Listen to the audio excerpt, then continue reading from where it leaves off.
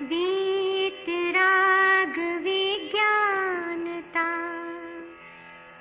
शिव स्वरूप शिवकार, नमः त्रियोग संहार के। वीतराग विज्ञान अर्थात विकार रहित ज्ञान स्वभाव सारभूत है।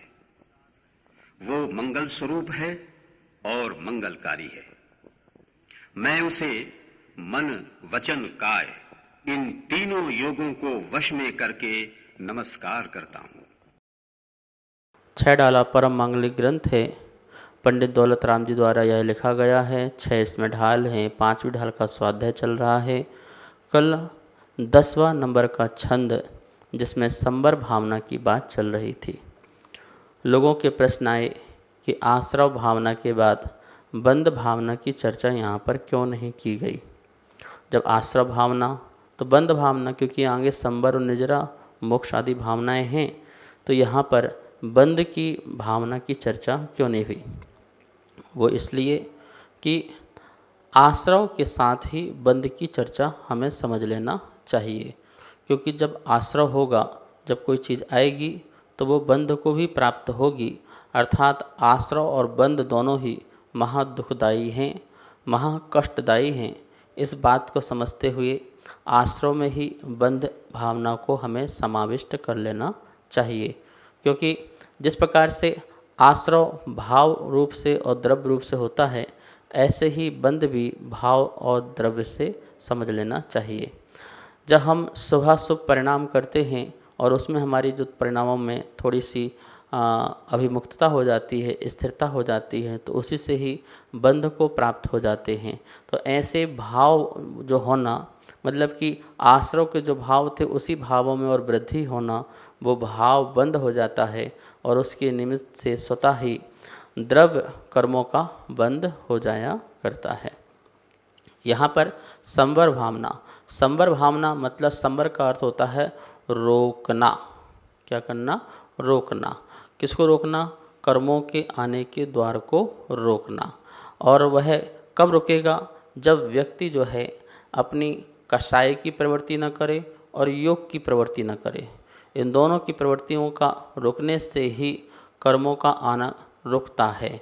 यहाँ पर बिल्कुल खुलासा कर दिया है कि जिनने पुण्य पापे नहीं कीना, आत्म अनुभव चिते दीना, तिन्हि ही विधि आवत रोके, संबर लहि सुख अवलोके।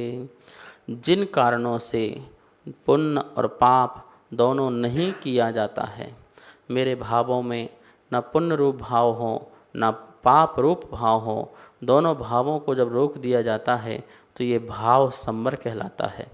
और इसके निमित्त से जो उस रूप द्रव्य कर्मों का आनंद नहीं हुआ, वो द्रव्य संबर कहलाता है। देखिए यहाँ क्या लिखा है, आश्रव का रोकना सो संबर है। सम्यक दर्शन आदि द्वारा मिथ्यात आदि आश्रव रुकते हैं। ठीक है। शुभ उपयोग तथा अशुभ उपयोग दोनों बंध के कारण हैं, ऐसा सम्यक दृष्टि जीव पहले से ही जानता है। यद्यपि साधक को निचली भूमिका में शुद्धता के साथ अल्प शुभाशुभ भाव होते हैं, किंतु वह दोनों को बंध का कारण मानता है।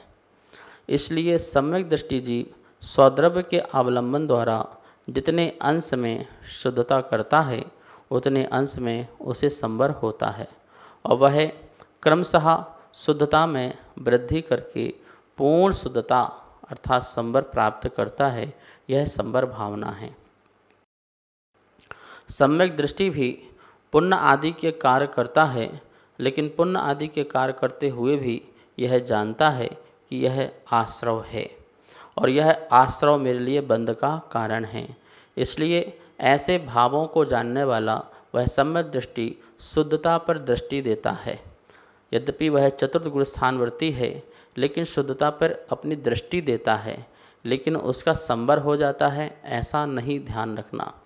जो हाँ महामुनिराज जो हैं बुद्धिपूर्वक अशुभ और शुभ दोनों ही भाव नहीं करते हैं, दोनों ही भाव नहीं करते हैं और शुद्धता की ओर सम्मुख हैं, शुद्धता की ओर बढ़े हुए हैं, तो उनकी जो आंशिक शुद्धता प्रकट हुई है, विशुद्ध परिणाम प्रकट हुए हैं कषायों की मंदता के कारण। क्योंकि जो सप्तम गुण स्थान से ऊपर चढ़ रहे हैं उनकी तीव्र संजलन कषाय नहीं है, मंद मंद मंद मंद होकर के उदय काल में आ रही है और उस जीव के भाव जो हैं उस कषाय रूप परिणाम नहीं हो रहे हैं।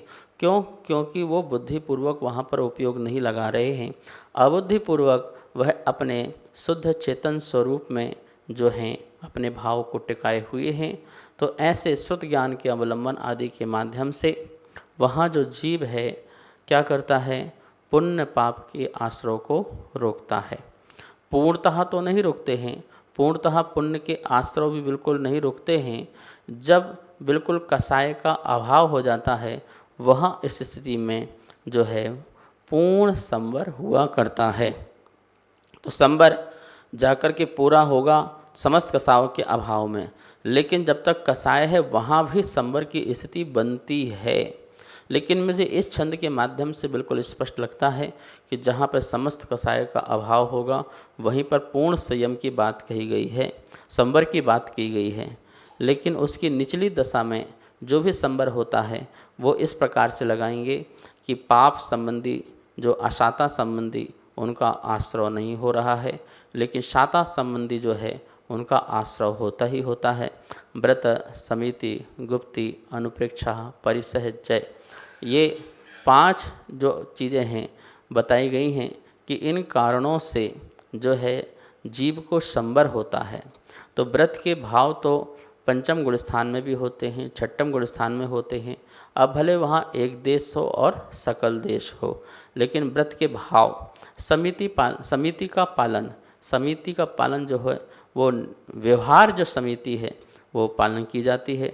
निश्चय समिति तो अपनी आत्मा की सावधानी, अपने को प्रमाद रूप नहीं होने देना, ये निश्चय समिति है। और व्यवहार समिति में देखकर चलना, सोच के बोलना, सामान उठाना धरना, उनमें सावधानी बरतना आदि ये व्यवहार जो है समिति है। तो देखिए यहाँ पर क्या नहीं हो रहा होगा, अशुभ का आश्रय नहीं हो रहा होगा, इसलिए वहाँ पर संवर माना गया है। कौन सा संवर माना गया है? अशुभ संबंधी के अभाव का। लेकिन शुभ संबंधी जो है आश्रय तो होता ही होता है, ये तो नियम से। लेकिन जो निश्चय गुप्ति का पालन करे, निश्चय समिति का पालन करे, निश्चय धर्म का, अनुप्रेक्षा का और निश्चय परिसह जय का पालन करता है, वह जीव निश्चित ही पुण्य पाप दोनों का ही जो है आश्रय न करता हुआ पूर्ण रूप से संवर करता है और वह मुक्ति को प्राप्त होता है।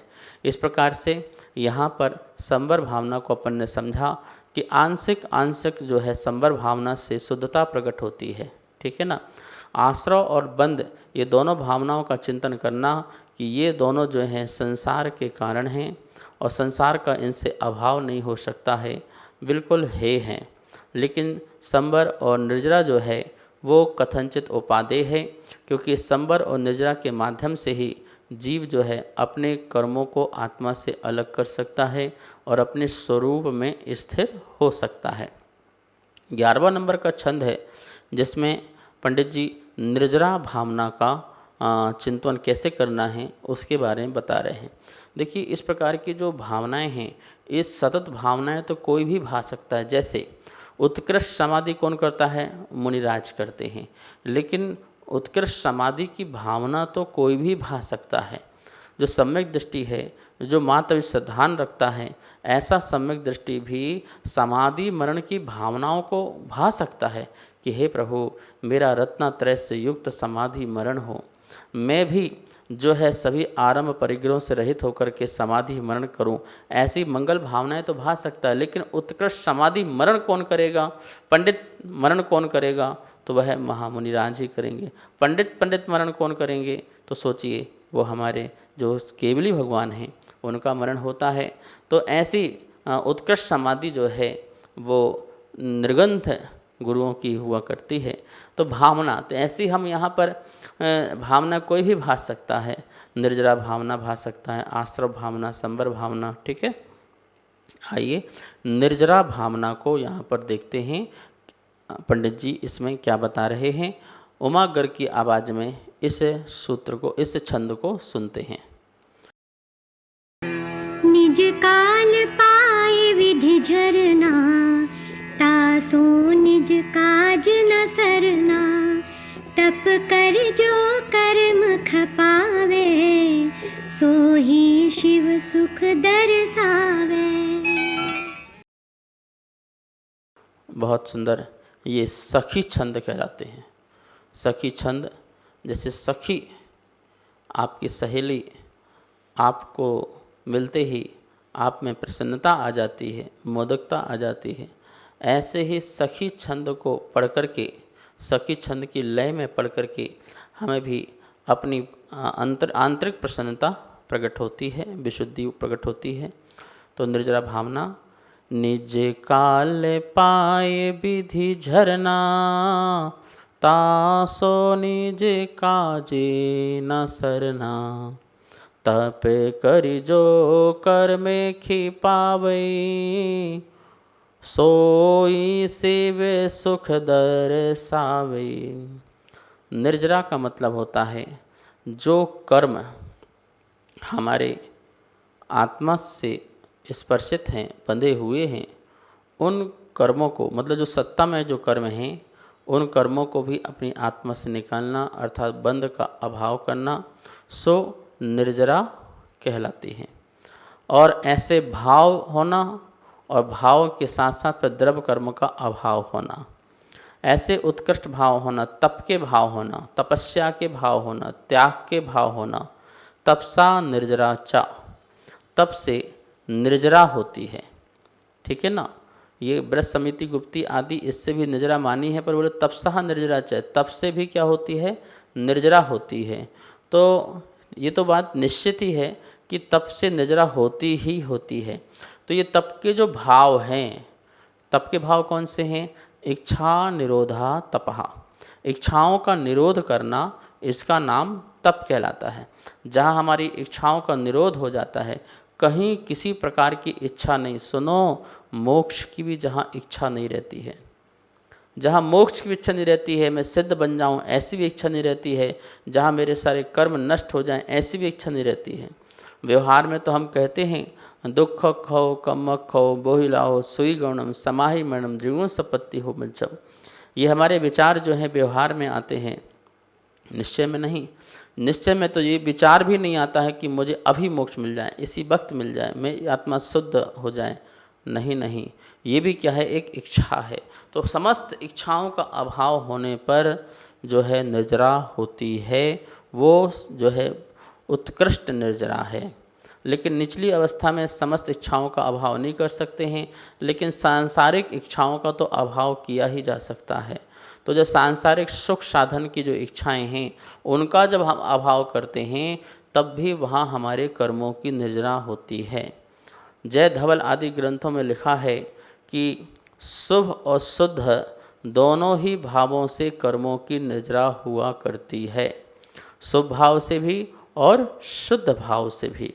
तो जिस समय जीव शुद्ध भाव रख रहा है, कौन सा शुद्ध भाव रख रहा है, मैं चेतना हूँ, मैं शुद्ध हूँ, मैं बुद्ध हूँ, मैं शरीर नहीं हूँ, इस प्रकार के भी जो शुभ भाव रख रहा है, तो उससे भी क्या है, कर्मों की निर्जरा होती है।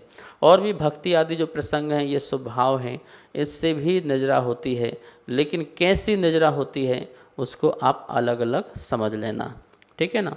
जब भी निर्जरित होना और निर्जरा होना, इन दोनों में अंतर है। अनुभाग शक्ति कम होना अथवा जो है असाता का साता में संक्रमण हो जाना, ये भी निर्जरा कहलाती है। लेकिन समस्त प्रगति का ही, असाता प्रगति का ही नष्ट हो जाना, तो ये कहलाएगी निर्जरित, मतलब कि उसको जर्जित कर करके उसको पूर्ण रूप से नष्ट कर दिया, तो वो प्रगति संबंधी निर्जरा कहलाएगी। तो ये 11वां नंबर का छंद है। एक एक शब्द का अर्थ देखिए जरा, इसमें क्या लिखा है। जो निज काल अपनी अपनी स्थिति पाए पूर्ण होने पर, विधि कर्म झरना खिर जाते हैं। तासो उससे निज काज जीव का, मतलब निज काज जीव का धर्म रूपी कार्य ना सरना नहीं होता है, किंतु जो तप करी तप अर्थात आत्मा के शुद्ध प्रतिपन्न द्वारा कर्म खिपावे, कर्मों का खिपावे नाश करता है, सोई वह शिव सुख दर्शावे। शिव सुख मतलब मोक्ष का सुख दर्शावे, दिखलाती है। वही जो निर्जरा जो है शिव सुख को दिखलाने वाली होती है, अर्थात उसका अनुभव कराने वाली होती है। तो जो तप करके निजरा होती है, अविपाक अथवा सकाम निजरा, अविपाक अथवा सकाम निजरा, ये दो ऐसी निजरा जो हैं अविपाक, जो जीव को क्या देती है, मोक्ष का सुख देती है। तो कितने लोग जो हैं मोक्ष का सुख चाहते हैं, जो भी मोक्ष का सुख चाहते हैं वो अकाम निजरा ना करें, मजबूरी में धर्म ना करें, मजबूरी में भक्ति ना करें, और करना पड़ रहा है ऐसा ना करें, मजबूती के साथ करें, अच्छी भक्ति करें, व्यवहार भक्ति के साथ साथ निश्चय भक्ति में भी लगें, तभी जो है निर्जरा होगी, और वो अविपाक निर्जरा और या अथवा सकाम निर्जरा कहा जाएगा। सविपाक निर्जरा किसी काम की नहीं है, क्योंकि जो फल दे वो निर्जरा क्या कहलाएगी। तो ऐसी निर्जरा भी हमें काम की नहीं है। एक निर्जरा ऐसी है कि जो अपना समय पूर्ण करके आत्मा से बाहर निकलने जानती है। कर्म का उदय आ रहा है और कर्म झड़ते जा रहे हैं, तो वो अपने काम मतलब अपनी अपनी स्थिति को पूरा करके जितने जितने कर्म की स्थिति बांधी है, मान लो किसी ने 100 वर्ष की स्थिति बांधी है और एक एक करके पूरा कर लिया, 100 वर्ष करके पूरा कर्म निकल गया, तो उस निर्जरा से कोई आत्मा का कल्याण थोड़ी होना है, ठीक है ना। वो तो अपने समय में निर्जरित हुई है। लेकिन एक निर्जरा ऐसी है जो समय से पहले ही खिरा दी जाती है तपस्या आदि के माध्यम से। हमारे कर्म जो हैं कोड़ा कोड़ी जो हैं सागरों पर्यंत के कर्म बंधे हुए हैं, कितना इंतज़ार करोगे आप उनको दूर होने के लिए, और वो कर्म इतने दूर हों उसके पहले ही कितने कोड़ा कोड़ी और बांध लिए जाते हैं। तो कब हमारे निर्जरा होगी? यदि अपनी स्थिति में उदय होकर के निकलेंगे तो इससे मोक्ष नहीं होने वाला। जब हम स्वयं तपस्या करके उन कर्मों को ला करके जीरो कर दें, नष्ट कर दें, तभी हमारा मोक्ष होगा। ऐसी निर्जरा भावना का चिंतन करते हैं, इसके बारे में और भी समझेंगे, समय हो गया है। आइए माँ जनवाणी की स्तुति करते हैं। वाणी के ज्ञान ते सूझे लोकालोक, सो वाणी मस्तक नमो, सदा देत हूँ धोक, सदा देत हूँ धोक। इस कार्यक्रम के पुण्यार्जक थे श्री खंडेलवाल दिगंबर जैन मंदिर, राजा बाजार, कनॉट प्लेस, नई दिल्ली, एवं श्री खंडेलवाल दिगंबर जैन मंदिर, वैदवाड़ा, दिल्ली के अंतर्गत खंडेलवाल दिगंबर जैन पंचायत, दिल्ली। जिनेंद्र जैन नरपतिया अध्यक्ष, धीरज जैन कासलीवाल महामंत्री, विजय लोहाड़िया विक्की उपाध्यक्ष, गौरव पाटोदी मंत्री, विनोद पांड्या कोषाध्यक्ष।